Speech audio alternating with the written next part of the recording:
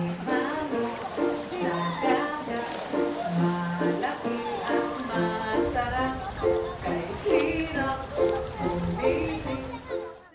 Never man ko gagi pa-apel ko ni ma'am na ko kay mga badyo ko no kay bawlan mo lang. Para kung naibagyo sa amo o nature namin makatun ko mag-swimming, akong dalhin akong mga mama. Ni-apel ko sa swimming kay ganan ko mahimog swimmer, ganan pud ko motabang sa akong pamilya.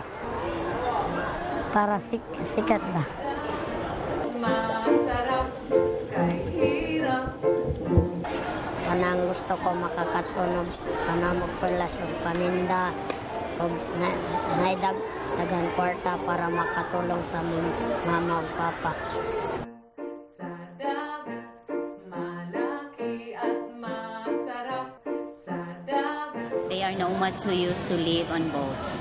They originated from the southern part of the Philippines, and in 1970s, some of them came here and settled in houses on stilts in Cebu City.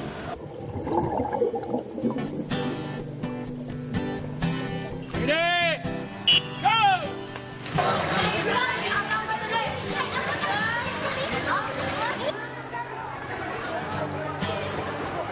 My intention was called up by the Sports Commission to do voluntary swimming teaching. The purpose actually, ang ilang programa is from Badyaw to professional.